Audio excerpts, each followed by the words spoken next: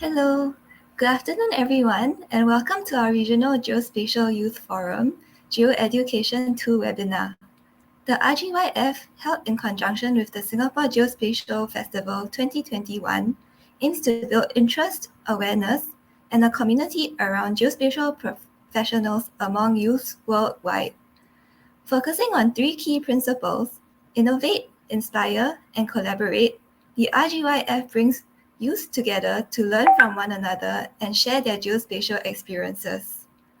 Today, we are excited to introduce three speakers who will share more about the use of open source geospatial tools in geospatial data analysis. First up, we will have two of our in-house geospatial technical managers, Heng Shan and Kim Hao, who will be sharing on geospatial data analysis using QGIS and Python. Following that, we will have Professor Kam, who is Associate Professor of Information Systems Practice at the Singapore Management University's School of Information Systems. Professor Kam will be presenting on geospatial analytics, R-Shiny, and open source tools. If you have any questions during the webinar, please feel free to leave them in the Q&A chat box, and we will answer them at the end of the webinar. Thank you. And without further ado, I will pass the presentation on to Heng Shan and Kim Hao. Kim Hao and Heng Shan, you can now start your presentations. Thanks, Stephanie. Give me a moment. Let me share my slide.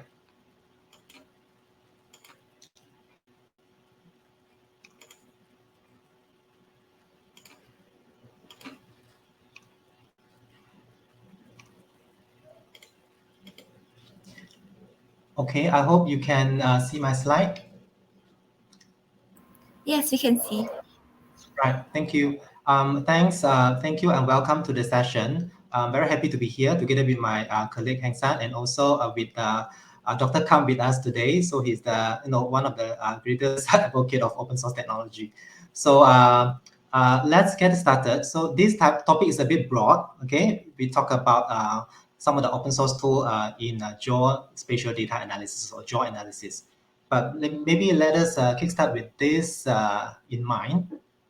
So I think for the longest time, we know that if you talk about geospatial analysis, it'll be either two camp of user, one who started off with certain software, geospatial software usage, or the other camp started with those from programmer track. They probably had learned some programming language, coding language. So they are very well versed in a command line interface. So there are two camps here, GUI and CLI.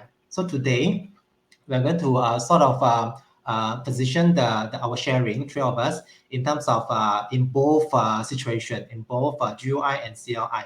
And we noticed that for the past few years, the line are getting blurred, which means those that who started to use geospatial software, for example, Qgis, they are now have a chance to really blend in some of the command line interface or for instance, Python console in Qgis, so that they can get the best of both worlds.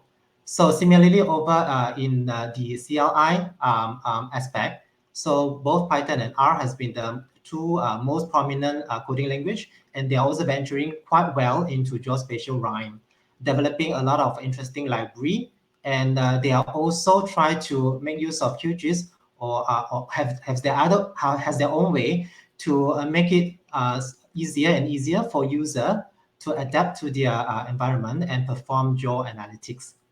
So let me kickstart with this Qgis. So if you talk about Qgis, I don't think I need a very detailed explanation about Qgis. It is really one of the most successful open source project in the world. So it is really one of the first in line if you talk about open source geospatial software. So if you talk about Qgis, we cannot forget about OSGeo, the Open Source Geospatial Foundation, who provide in an incubator environment for Qgis to grow in the beginning. So the first version of Qgis was introduced in 2009, and now it is in its third generation Qgis 3. So it has got more than 200 processing tools, like 25 tool sets, developed by more than 100 volunteer developer and contributors. This is one of the amazing part about Qgis, and it is really improving day by day. So due to time constraint, okay, in the interest of time, I will not go and elaborate much of the detail of how to use Qgis, but would like to just draw your attention to if you can see my slide over here in the right panel here. These are the list of built-in geospatial tool. Okay, whether you want to visualize the data, analyze the data, and dissect your data. So these are all here. So most of the time, when user starting to pick up geospatial analysis using software like QGIS, they are all intimidated by the graphic user, the list of tools, right? A lot of tools here and there. But I would like to share with you that but if you have something, a purpose in mind, a goal in mind, what you want to achieve, and you understand the basic geospatial concept, so that shouldn't be a big hindrance. So just focus on certain tool that you want to achieve to come up with the geoanalytic outcome that you inspire. So to talk about the geoanalytic tools in QGIS, I just want to highlight a few. These images are not really exhaustive. There are much more that you can do, but I would like to highlight that it depends on the data type that you have. So if you're dealing with vector data analysis, point line polygon, we have various tools, like location tools, clustering analysis, Thyssen polygon or Voronoi diagram, where you can start demarcating your point data, and you can perform interpolation. So starting with the vector point data, you come up with a raster layer, okay, using IDW, invert distance weighting, and also heat map, okay, one of the commonly used tool or kernel density estimation. So this is where you identify hotspot of your data, and you can actually do network analysis also to come up with service area based on network data sets, and also the shortest or fastest path, okay, in your network data set, right? So on the other aspect, the raster data analysis, again, these are not exhaustive, but you get the most commonly used tool, like for terrain analysis using a DEM data. You can churn out hue, shape, aspect, slope analysis. You can also do zonal statistics. Again, it is the raster calculator. They are all there for you to explore, right? So for your info, actually QGIS, the biggest advantage is that it has offer all the plugins for you from free, other than the one that I mentioned just now. Okay, the few common tools that you can use by default built in QGIS. There are also external plugin. Okay, in fact, there are more than 1,000 of them for the longest time since QGIS started. So there are more than 1,000 plugin, external developed plugin for QGIS user to go and explore and download. Okay. So among these plugins, I would like to highlight 3 of them that I lately getting quite interested in. So the first one would be this one. Okay. So with the launch of the third generation of QGIS 3. So this tool come up in, I think, 2018. QGIS 3 was officially launched in 2017. So I think around 2018. So this plugin was launched. It is called QNIT 3 or QGIS Network Analysis Toolbox. So this particular plugin really complement well into the existing built-in network analysis, whereby user can really create a nice isochrone, okay, as in surface area. But this tool give you the output in terms of polygon, and every operation give you both raster and vector analysis. So that is one of the greatest advantage of this plugin. So I encourage all of you who are interested into network analysis, go and download this plugin and give it a try. Nicely developed tool. The next external plugin that I thought quite interesting will be Data Plotly. So if you know something about D3 charting, right, all the fancy charting, we talk about dashboarding and charting. So this plugin really interestingly developed to enable QGIS user. You can develop all these nice fancy charts side by side, okay, with your data layers, map layers. So as you can see here, the G file, embedded G file that I grabbed from their official website on the GitHub site. So you can really play around with various chart type, okay, and then select a portion of the chart, and the corresponding features will get highlighted from the layer that you churn out the chart from. So, but of course, it all depends on how granular or how complete the data layers that you have, the features, the attributes of your data layers. So please go ahead and explore this. I think this is quite interesting. And last but not least will be this one. This interesting plugin called Visualise. So this is a plugin claimed by the developer of the plugin is for crime analysis. But I discovered that some of the tool, I think most of the tool are also good for non-crime analysis.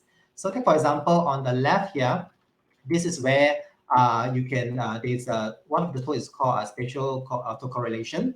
So provide you with a localized spatial autocorrelation process to process the data to see whether the location of the event does have a relationship or not. So I think this is one of the greatest strength of the plugin.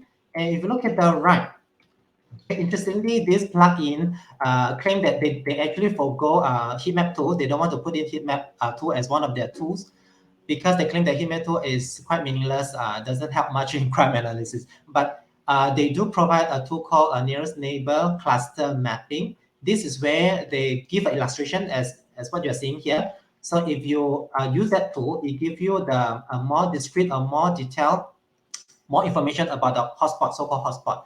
So all the points that is considered as a cluster will be demarcated, and we have an indication of number of events in the cluster. So this greatly help in sort of interpreting your outcome. So which constitute the cluster constitute a hotspot in a sense. Yeah. So the snapshot in the middle is called graduated line mapping. This is where you can pack all the events or location of your data to the nearest road segment. Of course, you need to define a certain threshold, okay, so that it will be counted in. And the road segment, based on the count of the events or the data points along the segment, it will get displayed or visualized in a graduated manner. So the thicker one means there are a lot of events, this kind of like crime happening along this road. So I thought that was quite an interesting way to display your data, right? So with that, this is the three plugins that I found it quite useful, and I hope you can go ahead and explore them further to really complement into your existing QGIS geospatial tools, right? So moving on, my colleague Heng San will actually have a quick demo on how Python can actually well blended into QGIS, and in these four aspects: visualization, spatial interpolation, spatial regression, and spatial optimization. Right. So without further ado, over to you, Heng San, please. Thank you. Thanks, Kim Hao. Hello, everyone. Good afternoon. I'm Hong Shen from Singapore Land Authority. Let me share the screen. Okay. Yeah, very glad to be here today to share a few examples of using QGIS and Python libraries for spatial analysis. I will briefly introduce four examples. First is a geospatial visualization example. So I create a point layer animation in QGIS. And then I will demonstrate how to integrate QGIS and Python libraries to do spatial interpolation, spatial regression, and a very small spatial optimization demo. Okay, let's start. Okay, let's first create this point, right? So I made this just for fun, right? But the points are generated based on Python libraries like NumPy, and as a backend, right? The front end I use QGIS to visualize those, right? You can think each point, right, is a drone or any moving object. So QGIS, we can make an animation to represent those spatial temporal phenomenon or geospatial events, right? Okay, apart from visualize those geospatial data itself, we can also use Python libraries like Matplotlib, Seaborn, and also like Plotly, as Kim Hao just mentioned, to make those plots or graphs, like generate histogram, scatter plot, matrix, coordination matrix plot, or choropleth map. Hard to pronounce, sorry. Yeah, so those usually people do this in like Jupyter Notebook, Jupyter Lab, or in R, right? But if we integrate those Python library in QGIS, I feel QGIS is very convenient for data processing, right? It's so handy, so convenient. if we integrate this Python here, it's become more powerful for data visualization and analysis. Right? So the second demo I'm going to show is spatial interpolation. First, let's load the rainfall data. This is the data I downloaded from data.gov. It's the real data, Singapore rainfall data, I think 2020 January someday. So some environmental data like rainfall, temperature, like wind speed. So those are data we collected from some sensors. Right? And interpolation can help us to estimate the value of unsampled locations. Right, so the Python, I think Qgis has some plugins to do this, like interpolation. Right, there are multiple ways to do this, like generalized additive model, the GAN model to interpolation, B-splines, and the Kriging. Right, the traditional Kriging is Gaussian processing. Here we use scikit-learn for the interpolation. Just simply click. Right, so there are many parameters to twist. Right, but here just for demonstration. We just generate this, do the interpolation, right? You can change it to a different day, load the data and do the interpolation again, right? So I feel in QGIS, it's still very handy. And now most people, they use R or use Jupyter Notebook, but I still feel QGIS is very convenient to, it's like a notebook, you know, we have so many IDEs, but notebook still sometimes it's very useful and very convenient. We can do, let's say, we can do the same thing, right? In Jupyter Notebook, right? To do visualization, different days of rainfall, and we can do the interpolation and visualize this. But it's still like, because it's a web-based, right? It's slower first, and also it's not very convenient for data manipulation. It's good for some, right? For example, the third example for regression, spatial regression, it's good to do in Jupyter NAB, right? Let's say in QGIS, we also had a plugin to do regression here. It's convenient to choose the independent variable, dependent variable, but for regression, those kind of analysis is more convenient to do it in Jupyter Notebook. They use the interactive Python, right? So the spatial regression or regression in general is to study how the dependent variable, for example, the dependent variable y changes as a function of independent variables, right? Let's say here, a simple way is to run a linear regression. Let's say there's only one independent variable. This is a population, the children under age 6, right? So how many children at each area, how this affects the dependent variable y. Let's say just y is how many bookstores in this area, right? And we run a linear regression, and we can see there's a coefficient is 2.2 is positively correlated, and the model can explain about 62.5% variance of the model. It's not a good fit at all, right?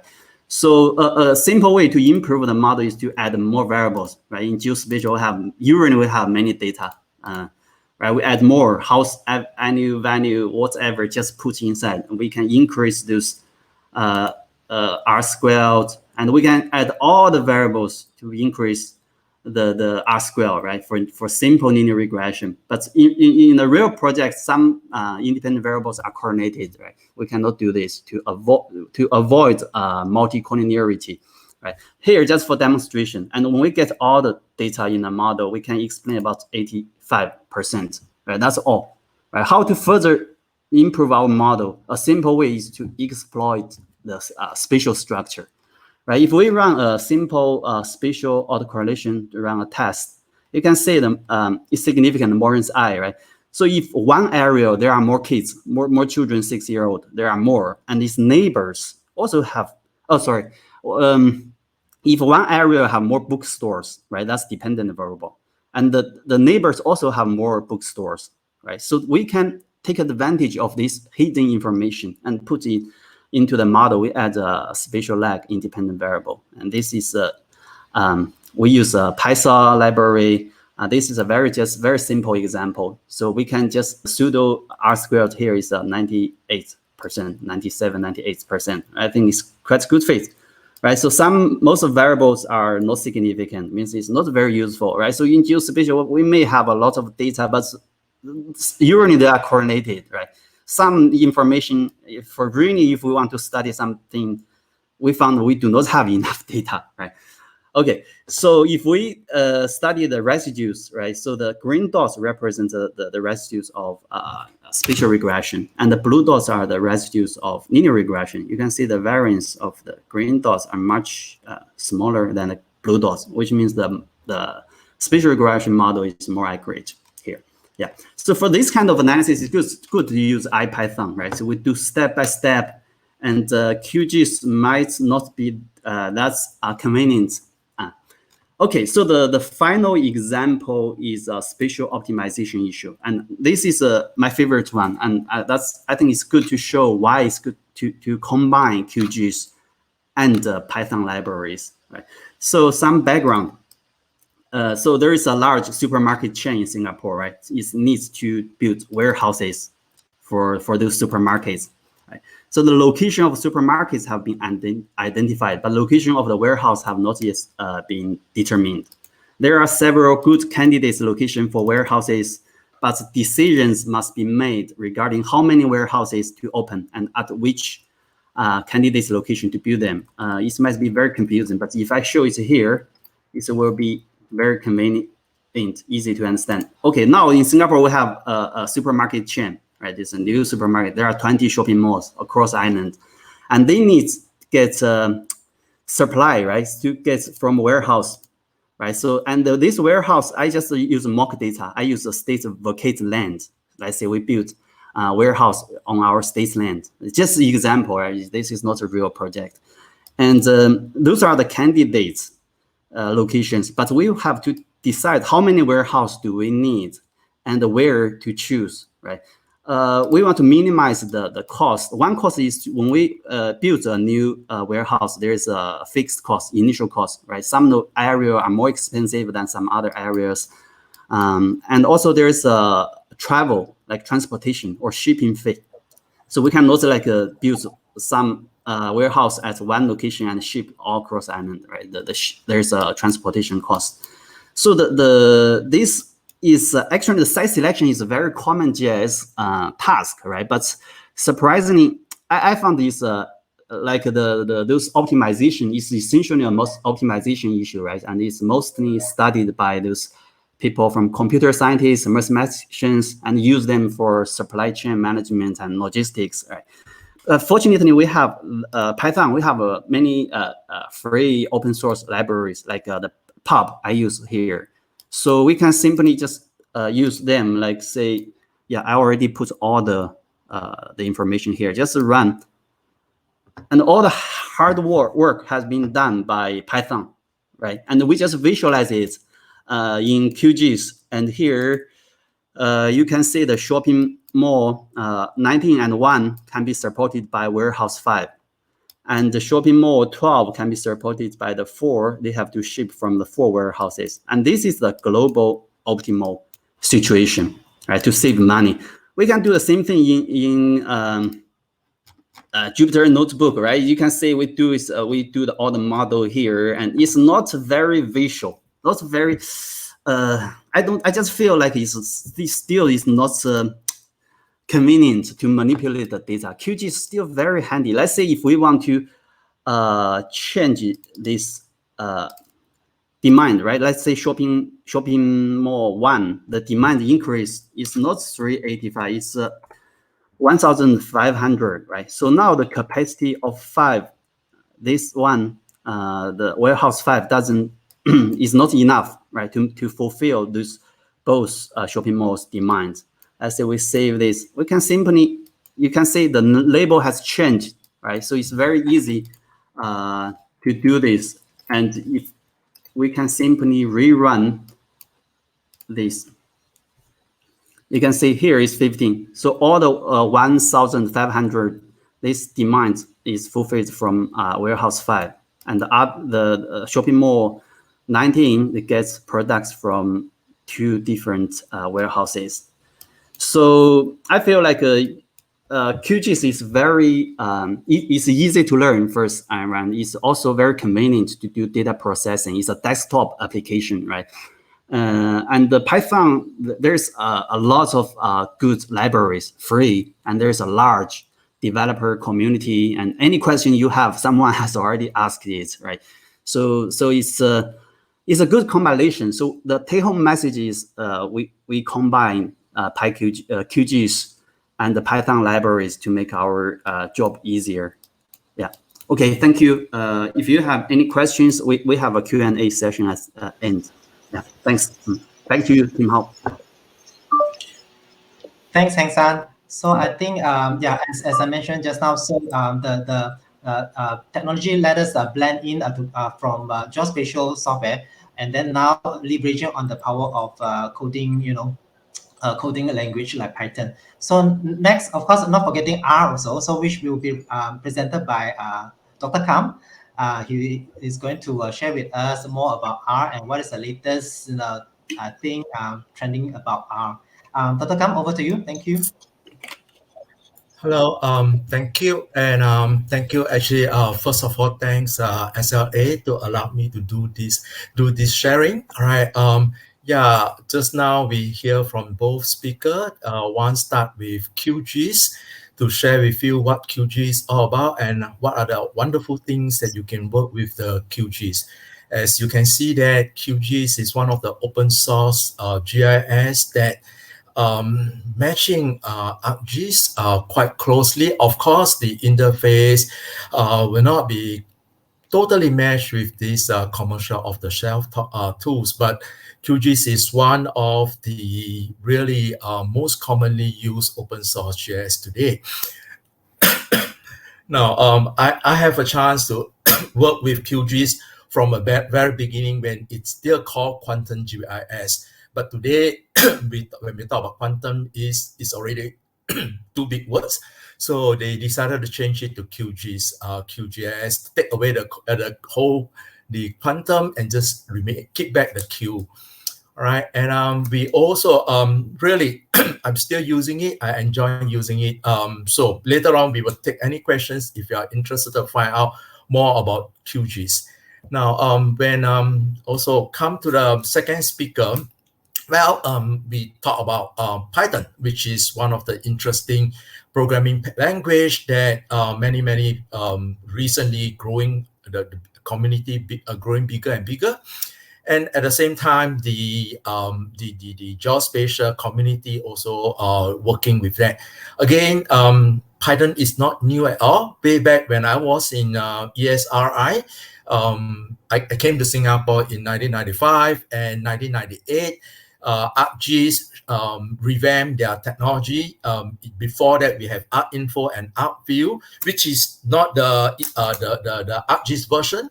But in 1998, 1996, we revamped those days. ESRI revamped ArcGIS, and they introduced ArcGIS. And one of the so-called add-on for ArcGIS those days is actually using Python script. So in other words, really among the GIS community who use Python in the very earlier stage, they are coming from ArcGIS community. All right. Just a little bit of history. If for many of you, basically I'm old man in this community. What I want to highlight is a lot of things that we are doing. It is really accumulation of knowledge and the experience. And so it's not only recent year. A lot of things develop over the years, and it evolve. All right. The important thing is things evolve. For example, just now the speaker showed you the PySA library. PySA library was developed, the first generation of PySA library from Python is actually firstly introduced in 2005. Then slowly it evolved and taking over the whole things and further develop it after Professor Anselins moved on to Chicago. Anyway, those are very interesting development. And today I try to chip in and complement another area, which is the use of R packages. Now, again, R packages using R is not that new. In fact, you look at a collection of R packages that doing geospatial. I have this link there. If you are interested, you go to Crane Task View Analysis of Spatial Data. You will find, Professor Vivian maintain a long list of R packages that are able to do various kind of geospatial work. All right, you can easily find more than 500 R packages over there. All right, and again, this is not new. Some of them, most of the work started in 2005, but again, in a geospatial community, there is a major evolutions or changes. Thanks to Tidyverse, there is a major redevelopment from 2015 onwards. All right. So what I'm going to share with you, a lot of work is actually after 2015. All right. So what I'm going to do today, all right, I'm going to play my part and share with you approach we are currently using. I've been using it for over 6 years already in SMU, especially embark the skill of how to design and develop geospatial analytic application using a very unique approach from R, what we call Shiny application. Later on, I will do some a live demo to share with you. All right. Now, what is that happen?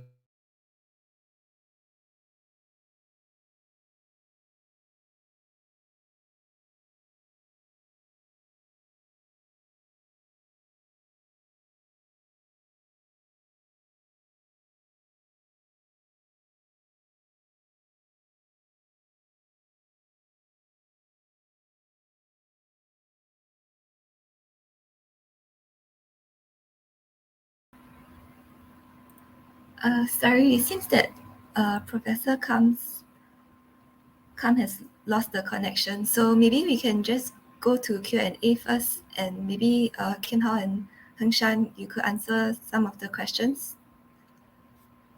So let me just show the first one on stage. Oh, okay, he's back. Sorry, hi, Professor Kam. Okay. Something happening. I think your connection is a bit unstable. If you have a mobile hotspot, maybe you could try using that for a more stable connection.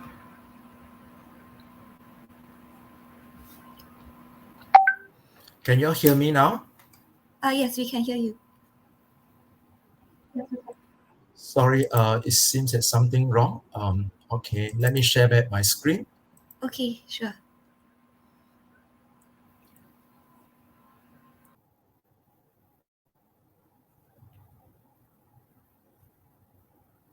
Can you see my screen? All right. Now now one important thing is we want to be able to share out. Sorry. Your you cannot screen see my screen. No, maybe try again. Yep. Okay.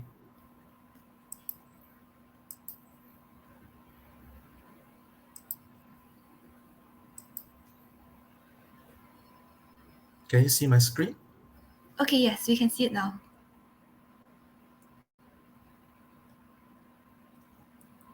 All right, you can see this? My slides? Yes, can see. All right, now we see a lot of things in ArcGIS environment, for example, ArcGIS server. All right, the advantage of it is it allows us to share to a broader community. All right, whatever I develop, whatever we do the analysis, I can share out, and we want to achieve the same environment using the open source. And in this case, what can we do? All right, at one hand, we want to enjoy the same GIS capability, UI, and so on. But on the other hand, we want to embed a lot of analysis methods within the application. Now, in order to achieve this, especially you want to do it in a web environment, you need to understand things like HTML5, you need to understand JavaScript, and you need to understand CSS. What will happen if you don't want to invest time to all these, but you want to only stay in one technology, whether using R or whether using Python. This is what I'm going to offer you, all right? Especially if you are our community, how can we use an application called Shiny to develop web application that allowed me to integrate all the mapping and analysis capability and have at the same time enjoy the so-called very flexible user interface. All right. Now Shiny is developed by our studio. It is open source.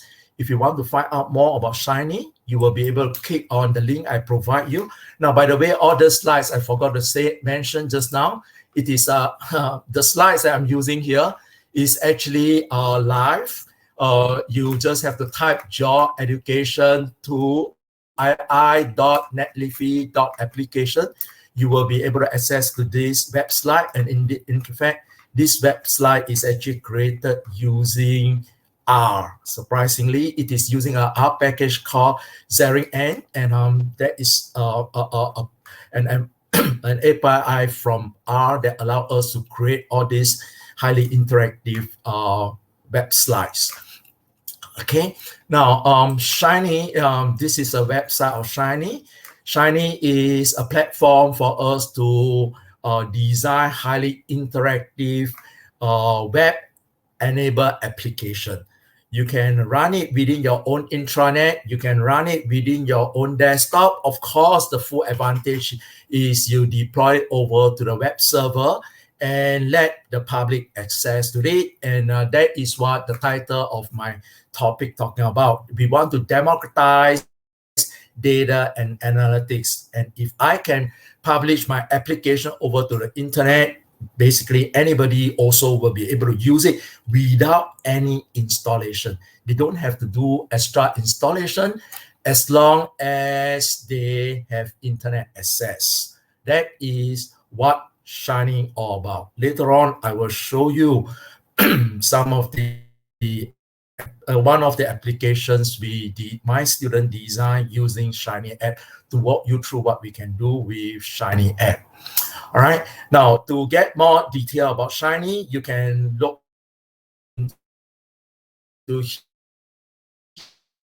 here, especially if to attract your interest, to get your more on what you can do with Shiny. You just have to go to a lot of good examples of various application area of Shiny. Now, it's not specially designed for mapping or geospatial.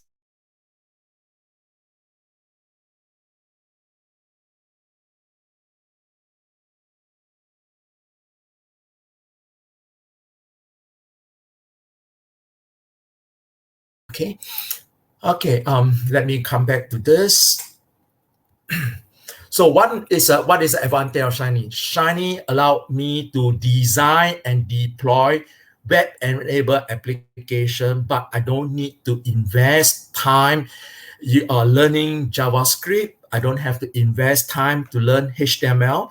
I don't have to invest time learn what CSS all about.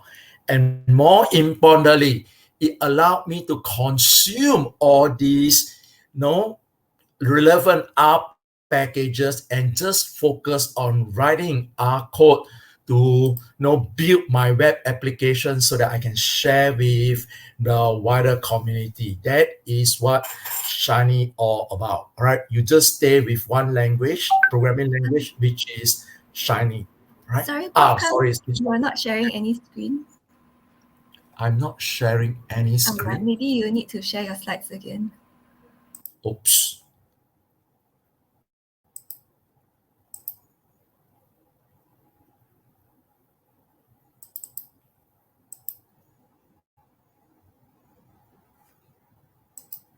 Can you see this?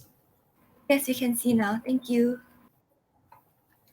Strange. Keep on losing the connections.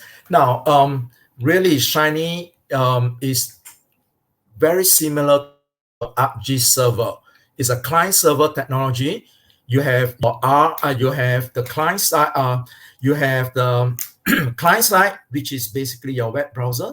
As long as you have any modern web browser like Chrome, Firefox, you will be able to view and access to the applications that we develop.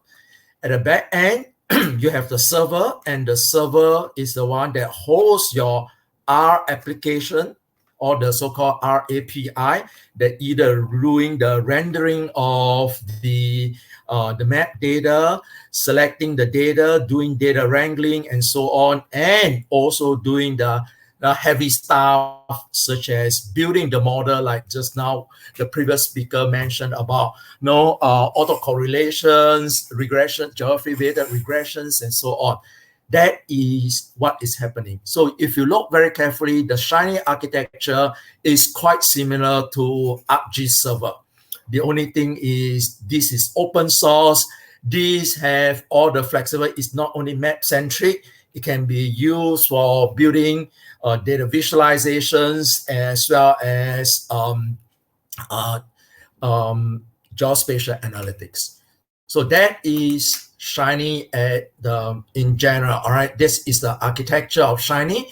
Now, to develop Shiny application, basically we just have to invest time to create the UI and also write the server tier. All right, the UI mainly are, as I say, combination of HTML5, CSS, and your JavaScript, but you don't have to learn any of this. You just use R to write your code. Likewise, at the back end, the server, of course, at the back end, it is all R server. So as a result, they are all R again. All right. So you just stay with one language. Now, to give you a little bit more flavor, basically, I have two files. One is what we call UI.R. That really is a wrapper to wrap all the R code to become to be able to understand by your web browser in the form of HTML, CSS, and JavaScript.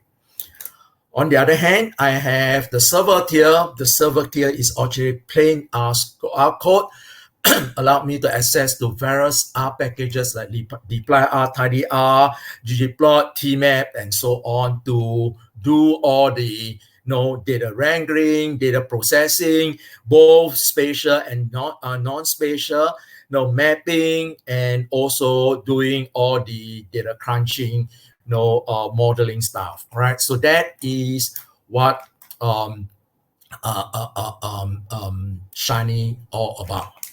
Now, to give you a good feel of an example of Shiny app, I'm going to use this live demo to demonstrate to you what Shiny app all about. All right.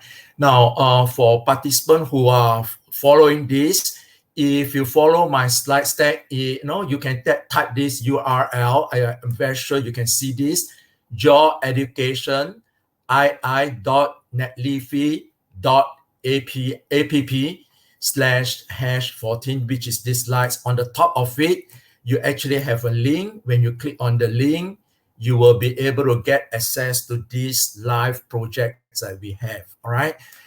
This is a Shiny app. All right. And this particular Shiny app is specially designed for geospatial analysis purposes. All right. Now, the currently is hosted at shiny.io, which is a public server. So you will find that it is a little bit slow, but you still will be able to enjoy the performance. So this is an example of coordinate link view, like what your previous speaker demonstrated. The first speakers show you what we can do in Qgis. But here I implement it into Shiny app. I have a scatter plot. In fact, this scatter plot is interactive. And for your information, it is created using Plotly, which is the same as what the first speaker talking about when he demonstrate the Plotly plugin in Qgis to create the data visualization. Here, I create it as a web browser. I mean, in a Shiny, so that anybody have the web browser. Actually, if you open up your web browser now, you should be able to access to it. That is what is happening. All right, and I can interactively switch the data layer. For example, I switch from one. This is at a higher aggregation. Now I switch a map layer into more desegregated. I'm looking at entire metropolitan London using. Oops, too many people connect. You are taking my my connections away. All right. As I said, this is a public. Maybe you should not connect to it. Let me finish the demo. Then later on, you can look at it. All right. Maybe participants who are interested, let me finish the demo. If you are too excited about it, later on after the sessions, you can try out. So that give me the opportunity to show off a little bit first. All right. Thank you. Thank you. Now, as you can see that I can change this. I can change the data. Just flag it out, and more importantly, now this design allowed me to do in dynamic link view, because as you can see, I'm going to do a selection of the highest 5 points, and that selections will be highlighted on the map. As you can see, they are highlighted here. This is what we call coordinated link view, and I implement it over this. Now, kind of very similar to what you can see from Qgis, but in Qgis, they cannot implement coordinated link view, but in Shiny, I can do this, all right? In fact, that is one of the advantage, and you can see the tooltips is all dynamically linked out, all right? When I hover it, immediately you see, can read whatever content it is, both at this end.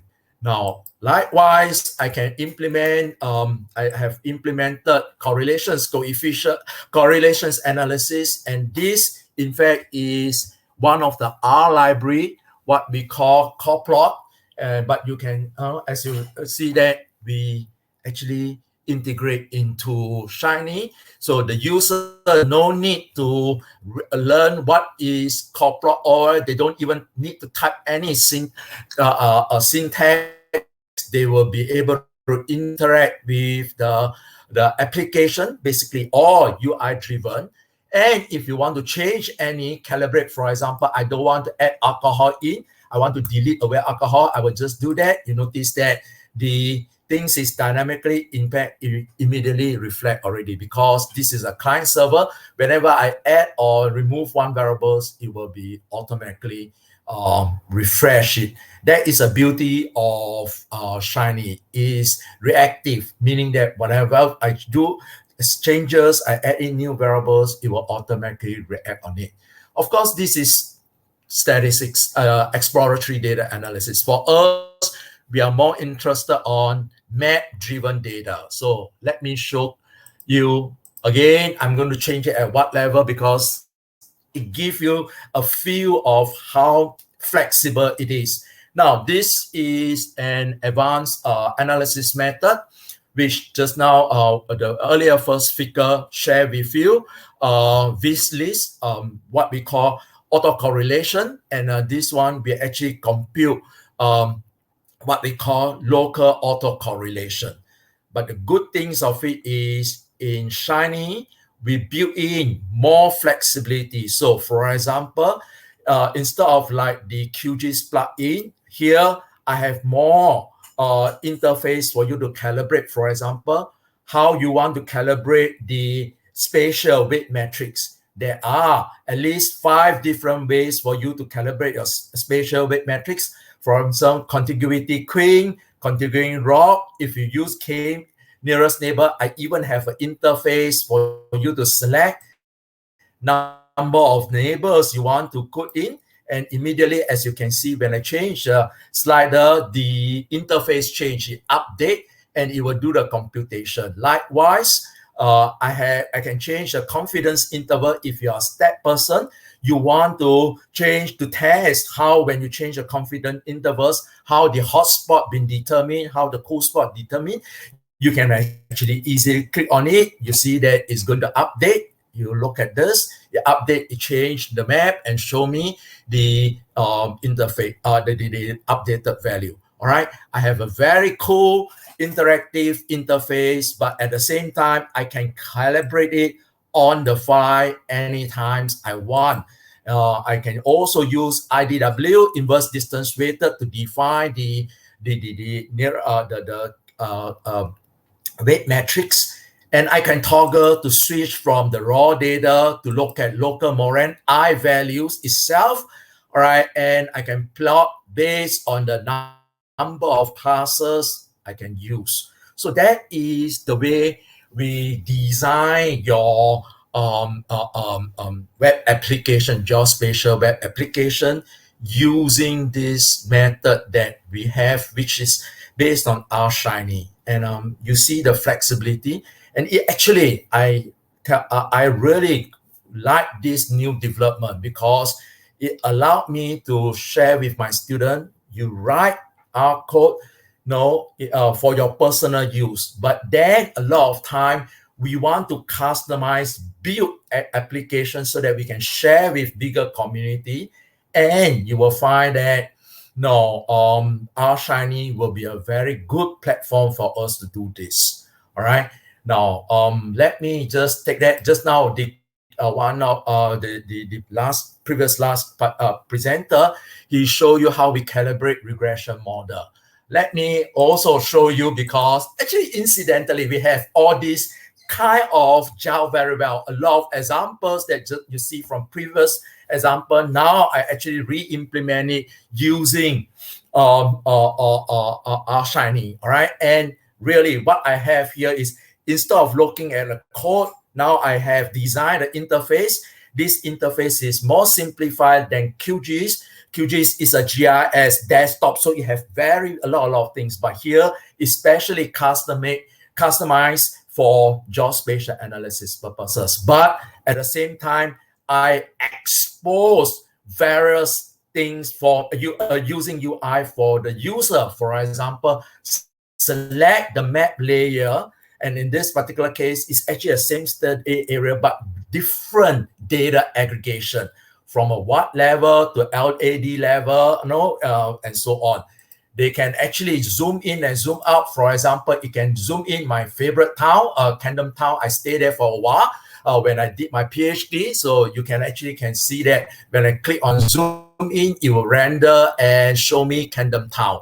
All right, so you can do that.